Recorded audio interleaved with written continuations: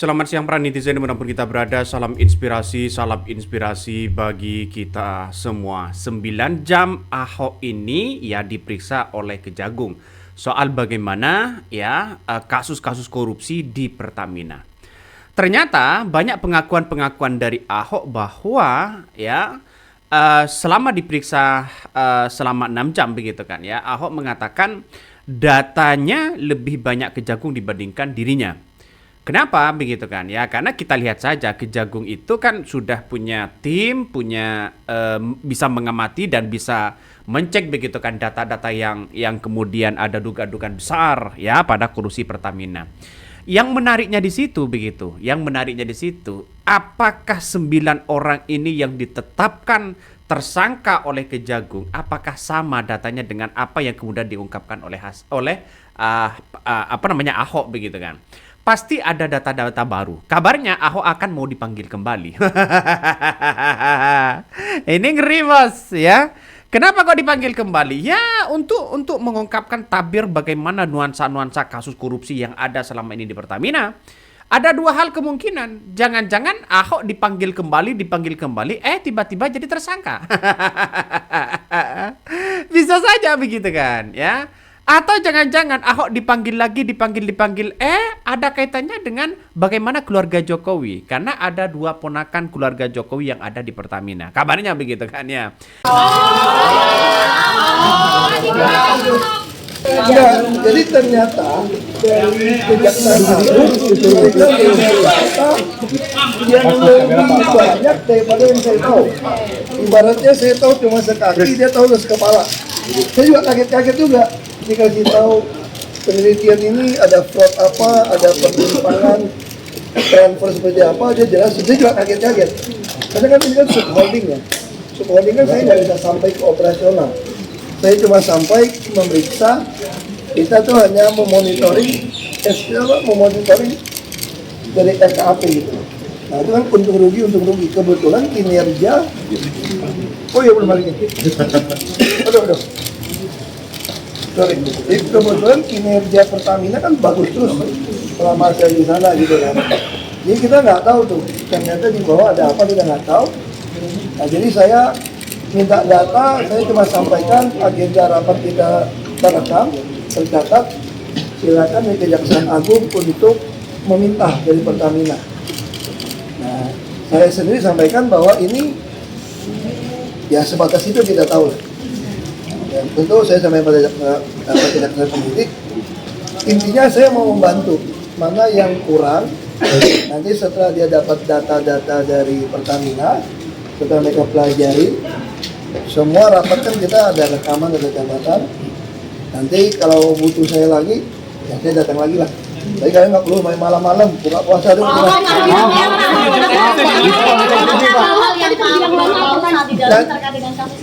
Nanti tanya sama penyidik, saya juga kaget-kaget gitu. Kok gila juga ya saya bilang gitu ya. Saya kok nggak tahu itu. Ya wajar kita nggak tahu, karena kita di atas kan ya. Contohnya seperti apa Pak? Contohnya seperti apa Pak? Yang penyidik pengoplosan saya kira itu banyak dari sini penyidik nggak pernah tanya itu. Kalau pengoplosan otomatis kendaraan akan protes dong, kendaraan kita macet dong. Nah saya kira bukan itu. Ini yang lebih dalam. Kalau pengoplosan langsung ketahuan konsumen. Ini memang ada soal sesuatu yang saya nggak bisa ngomong. Nanti di sidang pasti penyidik akan kasih lihat. Tapi ya saya kaget. Karena lebih dalam yang saya kira ditulis. Tapi ini kan Sepil dikit Pak. 8 jam ya Pak Ahok. Apa yang bikin alot di dalam pemeriksaan? Enggak, bukan alot. Saya menjadi saksi 9 orang.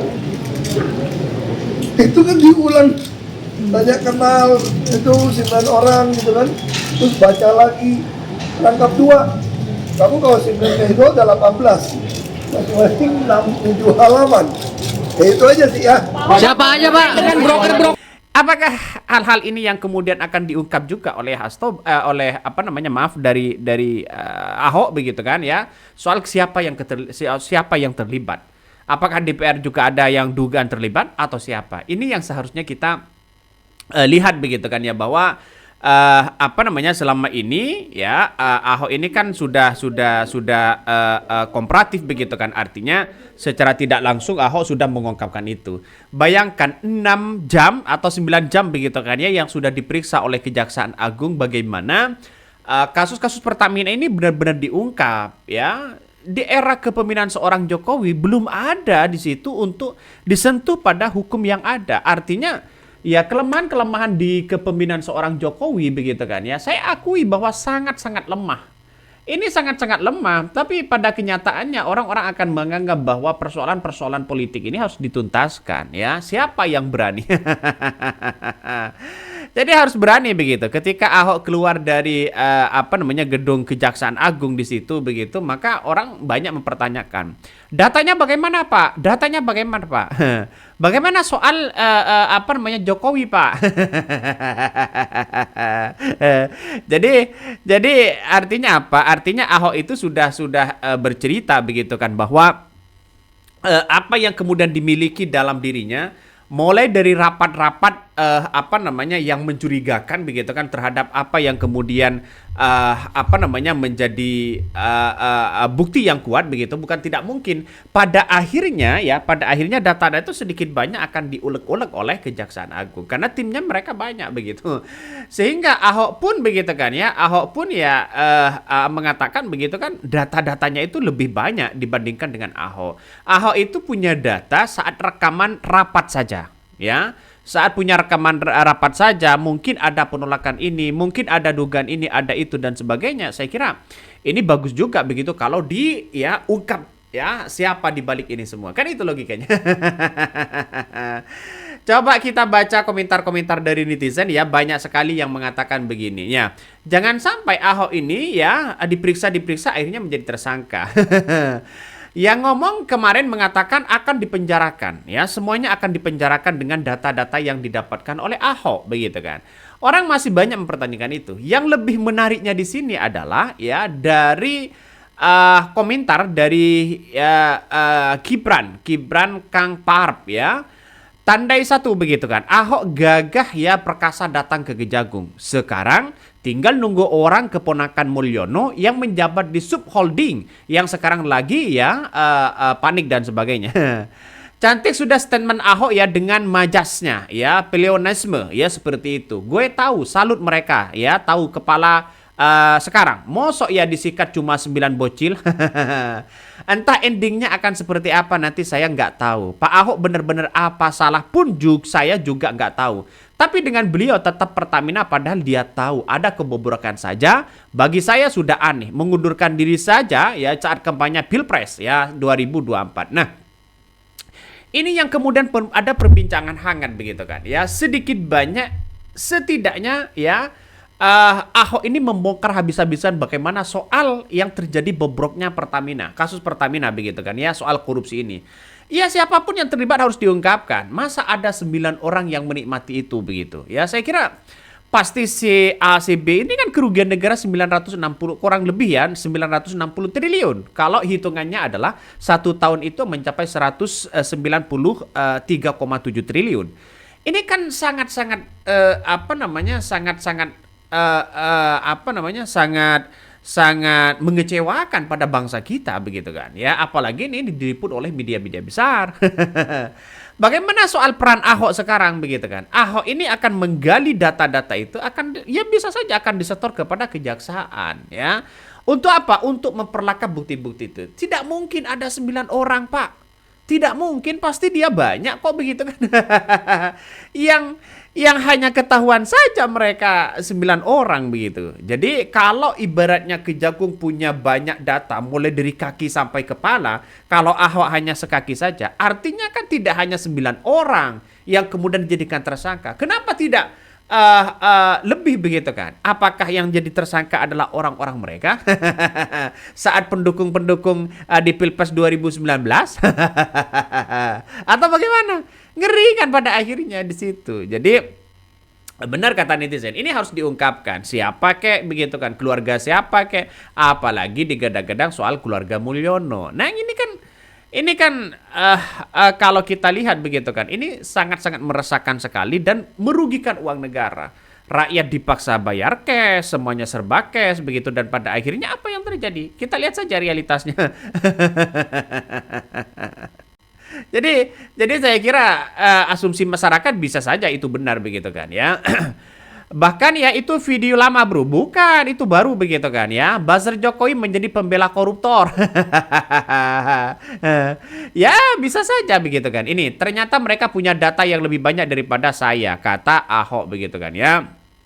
Jadi kalau kita membongkar habis-habisan soal siapa di dalamnya begitu, iya bongkar begitu. Bagaimana soal Menteri BUMN begitu kan ya, Erick Thohir dan sebagainya, itu kan seharusnya juga dimintai keterangan. Bagaimana soal Jokowi menjadi presiden, diminta keterangan juga. Sebagai bentuk bahwa apa yang kemudian terjadi sekarang ini di Pertamina harus benar-benar dibersihkan. Tapi kalau masih ada orang-orang ini, ada orang-orang itu begitu kan, nggak mungkin akan dibersihkan begitu. Ya malah tambah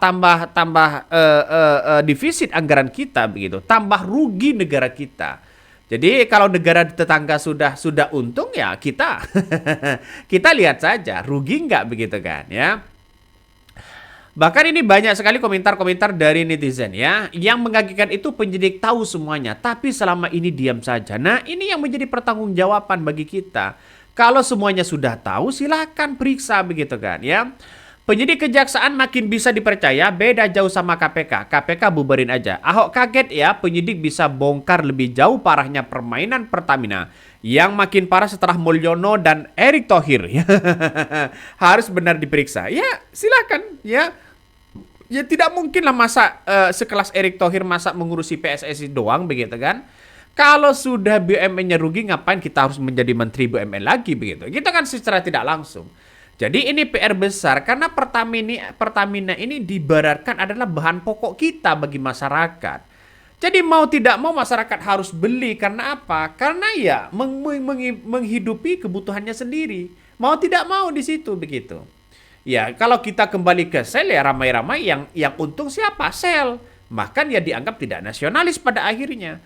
Jadi di ambang kebingungan masyarakat hari ini maka saya kira tidak mungkin menikmati ratusan triliun di situ hanya 9 orang saja. Itu kalau toh pada hakikatnya ada kerugian-kerugian itu.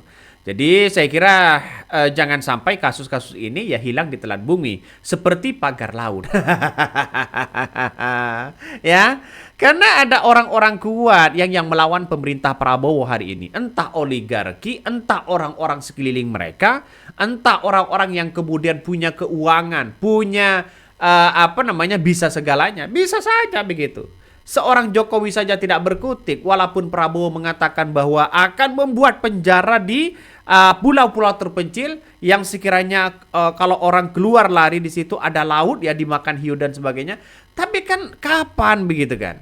Daripada seorang Prabowo di situ membuat penjara baru, mending membuat regulasi bagaimana untuk memiskinkan para koruptor.